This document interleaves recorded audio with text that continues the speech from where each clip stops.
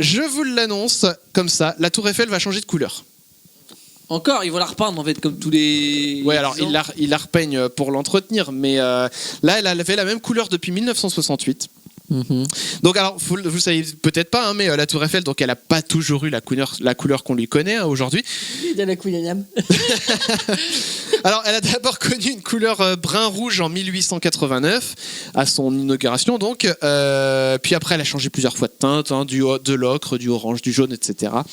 Et la couleur qu'elle a actuellement, la peinture brune, elle l'a depuis 1968. D'ailleurs, fun fact, c'est pas la même couleur à chaque étage qu'elle a actuellement. Elle est plus foncée en gros au niveau des pieds, et puis plus on monte, plus c'est clair. Il y a 3 peintures différentes, et pour un souci en fait purement esthétique, pour qu'on puisse bien la distinguer dans le ciel qui est plus lumineux. Du coup, il y a une couleur un peu plus claire, voilà. Et pour la rendre aussi plus grande qu'elle ne l'est vraiment. Peut-être aussi, ça je sais pas si ça fait participer à l'illusion, mais c'est vrai. Oui. D'accord. Il y a un bâtiment célèbre, je vais pas raconter l'histoire, mais lequel? Le château de Disneyland.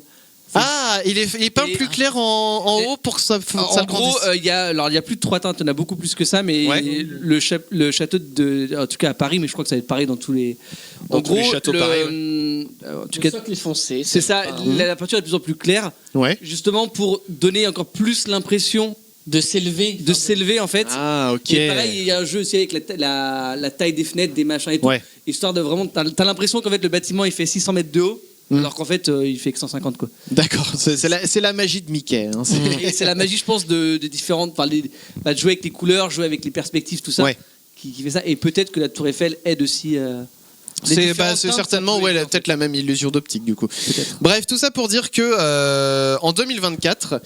À la fois pour les JO et le centenaire du décès de Gustave Eiffel, la Tour Eiffel va changer de couleur. D'après vous, quelle couleur elle pourrait revêtir? Le blanc, rouge. Non. Tous les anneaux. Horriblement moche. Toutes les couleurs des anneaux. Non plus. Dégueulasse à souhait. Non, parce que c'est pas une. Alors, déjà, ce qu'il faut savoir. C'est une couleur déviée en teinte. Déjà, oui, il y aura plusieurs teintes, donc il y a une couleur à trouver. Et vu le temps qu'il faut pour peindre la Tour Eiffel, là, ils vont peut-être commencer les travaux en 2024. Le temps de tout peindre, ça se trouve, ça prend peut-être 3 ou 4 ans pour peindre toute la Tour Eiffel. Généralement. Une couleur qui n'a jamais été faite encore? Alors, si, du coup, elle a déjà été faite. La couleur d'origine, peut-être. Cuivre. Alors c'est pas la première. Alors c'était rouge, un peu brun rouge, la première couleur. Alors non, je vais vous donner du coup la réponse, hein, parce que bon, ça se devine pas forcément comme ça. Doré. Elle va reprendre une teinte, alors pas vraiment dorée, mais plutôt jaune brun. La même teinte qu'elle avait entre 1907 et 1953. Et c'était la teinte préférée en fait de Gustave Eiffel. Ok. Celle qui est en bas à gauche sur l'image. Oui, c'est ça, c'est pour ça qu'il y a une petite flèche sous l'illustration. Alors comme vous pouvez le voir, Elle a été jaune comme ça. Elle a été jaune comme ça. Alors c'était pas un jaune, c'était plus blanc en fait, c'était pour rappeler la couleur des bâtiments haussmanniens. Ok. C'est cette couleur-là. Donc comme vous pouvez le voir, en fait, la teinte qu'elle va reprendre en 2024, elle était déjà prévue pour 2022, sauf que il y a le Covid qui est passé par là. Donc en fait, ça sera seulement sa base, donc les 4 pieds qui vont être peints pour cette année pour les JO. Et après, les travaux devraient être achevés en 2026. Ouais. Donc il y a bien effectivement 2 ans de peinture à prévoir. Sachant minimum. Que dès qu'ils vont avoir fini le haut, la peinture va s'écailler en bas. Voilà, donc ils vont devoir repeindre le bas et en fait. Mais de toute façon, ils la repeignent tout le temps. Hein. C'est pas qu'esthétique, c'est aussi pour préserver le monument. Pour pas que ça rouge. Enfin voilà. C'est ça. Avec la pluie. Entre autres, hein. Entre autres. D'ailleurs, elle est entièrement démontable. Hein. C'est des rivets partout. On peut la redémonter. Hein. D'ailleurs, j'ai vu une photo donc créée avec Dali ou une autre IA random, je ne sais pas, de la Tour Eiffel en feu. Alors du coup... Ah, je l'ai vu passer. Ah, je l'ai vu avec le musée du Louvre, moi. Ah, j'ai vu avec la Tour Eiffel. C'est impressionnant, hein. C'est hyper impressionnant. Ouais. Hyper réaliste surtout aussi. Oui. Le truc qui est un peu moins réaliste, c'est que c'est une tour entièrement en fer et qui est en train de brûler comme ça. C'est pas possible. Voilà, le réalisme, on passera un petit peu. Mais en tout cas, l'image est vraiment... Alors, c'est beau par contre. C'est beau, mais tristement beau, quoi. Ouais. Et surtout, du coup, pas possible. Oui, pas possible quand tu connais un peu les matériaux, mais si tu t'arrêtes pas à ça et que si tu vois ça, ce serait tellement triste de voir la Tour Eiffel en feu comme c'est ça. clair. Bon. Comme quand on a vu j'allais dire la chapelle. La cathédrale. La petite église, la petite rue. Là, bien sûr. La chapelle. Il y a quoi tant la couronne d'épines ou son La chapelle Notre-Dame. Évidemment. Donc la chapelle Notre-Dame, quand elle a pris feu, évidemment, tout le monde était... Allez, si vous êtes un adepte de l'application Instagram et que vous êtes mineur, donc ça ne nous concerne pas ici, vous allez probablement voir un petit changement passer prochainement. À savoir que passé 22h, si vous êtes depuis plus de 10 minutes en train de scroller machinalement ou de répondre à vos DM, il y a un écran qui s'affichera qui vous proposera tout bêtement d'aller vous coucher. D'aller vous faire foutre. C'est ça. Allez. Alors, donc, pas, Du coup, le non. gamin il peut dire oui ou non. Alors, il peut ignorer le message pour continuer. En fait, je vais vous expliquer ce qui s'est passé, on va dire, derrière les coulisses. Donc, voilà, Instagram, c'est un peu votre maman qui vient toquer à votre porte pour vous dire il est temps de dormir. Voilà. Sinon, vous allez être crevé demain. Bon, plus sérieusement, cette fonctionnalité, en fait, reste utile malgré tout, mais elle peut être contournée. En fait, c'est juste une piqûre de rappel qui n'est pas désactivable dans l'application tant que vous êtes mineur. Donc, c'est-à-dire que vous aurez le rappel, vous pouvez l'ignorer, mais vous l'aurez quand même. Alors, si tu changes ta date de naissance, Bah non, puisque quand tu crées ton. Je sais pas sous quel motif tu peux la changer cette date de naissance, mais bon. et Bref. ils prennent en compte ta majorité en fonction des pays. J'en sais rien. mais- Peut-être. T'as d'autres questions là? Parce que s'ils prennent que l'Amérique, genre ça veut dire que jusqu'à 21 ans, tout le monde aura ce message-là. Quoi. Non, je crois que c'est 18 ans qui était écrit dans l'article en tout cas. Après, c'était écrit entre 13 et 18, mais après, est-ce que ça change selon les pays? Je ne sais pas. Donc, on imagine bien, évidemment, ça vient pas de nulle part. On imagine bien qu'une appli financée par la pub n'inciterait pas gratuitement ses utilisateurs à la quitter cette appli. Non, en fait, Meta a été la cible d'une plainte en fin d'année dernière en Amérique. 40 États qui pointaient du doigt la maison mère de Facebook, Instagram et Threads, en leur reprochant de détruire la santé mentale et physique des plus jeunes. Et justement, le 31 janvier prochain, il y aura Mark Zuckerberg et d'autres géants de la tech qui seront conviés au Sénat américain pour répondre à des questions touchant justement à la protection en ligne des droits des plus jeunes. Voilà, donc ça reste une bonne mesure, je trouve. Et voilà, exactement. Sur TikTok, c'était après 1 heure où tu avais un message aussi. Peut-être que c'était que le soir. C'est oui.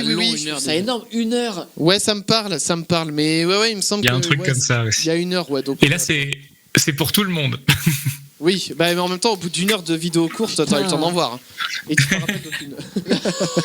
Je crois que c'est 1 heure. La dernière à la rigueur, tu t'en souviens? Ouais. C'est ça. Mais le lendemain, tu l'as oublié. Hein. Allez, on va terminer maintenant en parlant du quishing. Du quishing. Oui, d'après vous, qu'est-ce que c'est Qu'est-ce ça, que c'est que donc ça, le là quishing? Est-ce que ça a l'air quelque chose de trop mignon? Pas tant que ça. D'accord. C'est pas trop mignon le quishing. Genre, c'est Est-ce comme que le c'est- phishing, enfin c'est des pubs, c'est des. Ouais, il y a de l'idée, Ok, donc C'est pas une tendance trend TikTok ou je sais pas quoi. Non. Alors en fait c'est un mélange, donc Mathieu t'as vu juste, c'est un mélange entre le mot phishing et QR code en fait, donc quishing, voilà. Je vais vous expliquer un petit peu tout ça. Alors Ça t'incite à scanner un QR code et qui t'emmène sur une page. tu vas voir. En fait, déjà, je rappelle ce que c'est que le phishing. En gros, quand un pirate se fait passer pour une société connue comme La Poste, votre banque, etc., en vous adressant un mail un peu alarmiste réclamant de saisir des données personnelles ou un mot de Ou passe. des textos des fois, votre colis, machin. Et... Voilà, par exemple. Ce sont toutes les méthodes qui vous mettent un petit peu en alerte pour essayer de choper des données personnelles. Donc c'est une méthode maintenant qui est plutôt connue, mais bon, une petite piqûre de rappel, ça fait pas de mal. Et c'est de mieux en mieux fait. Hein. Et c'est de mieux. Merci les IA, je pense, entre autres. C'est de mieux en mieux Il y a fait. moins de fautes, Oui. c'est mieux. Même les copié, adresses web, des fois des sites. Le coup des colis aussi, je crois.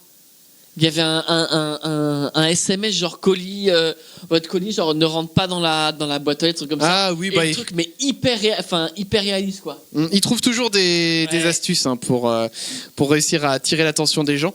Donc bon, on rappelle, vérifiez et à minima toujours l'adresse en fait, soit du mail, soit du site sur lequel vous atterrissez. Si c'est tartampion.com alors que vous pensez aller sur la poste, évidemment, vous arrêtez tout. Par contre des fois ça peut être un peu plus sournois, ça peut être écrit mettons laposte.fr alors que c'est laposte.net, bon ça risque pas d'arriver laposte.fr, mais voilà, vérifiez que c'est bien pile poil la même adresse. Des fois, voilà, à la place du O, c'est un 0, truc comme ça. Enfin, Oui, ça peut arriver aussi. C'est ça. Donc c'est pour ça il faut bien faire attention à ça. Ou un I majuscule, ils mettent un L minuscule. Enfin, c'est. De toute façon, si vous avez le doute, n'hésitez pas à passer ne serait-ce qu'un petit coup de fil. Si, mettons, vous êtes, si votre banque, par exemple, mettons Crédit Agricole, voilà, vous rappelez le Crédit Agricole, vous dites j'ai reçu un mail, est-ce que c'est vraiment vous? Et il vous confirme ou pas, de toute façon, si vous avez le doute. Bon, maintenant, on va parler donc du quishing. Alors, le quishing, c'est le même principe, sauf qu'au lieu d'un mail, en fait, c'est au moment de flasher le QR code que les pirates interviennent. Donc, en fait, pour ça, ils ont une méthode redoutable. Ils vont venir coller eux-mêmes une étiquette par-dessus le QR code sur une affiche ou une borne de rechargement, par exemple. Ils vont prendre ils vont réimprimer un QR code qui va conduire du coup les gens qui scannent vers leur site. Sur ça. Ouais, et ben ça s'appelle du quishing, ça du coup. Donc là encore, on est vigilant. La première chose qu'on peut faire, c'est regarder justement s'il n'y a pas un autocollant. Ouais, passer sa main, voir s'il n'y a pas une. Par exemple, ouais, okay. Voilà. Et puis, même si on a scanné, on peut toujours vérifier quand même que l'adresse corresponde à ce qu'on cherche à faire. Et puis, de la même façon aussi, on évite de scanner un QR code dans la rue qui serait collé sur un poteau avec rien autour.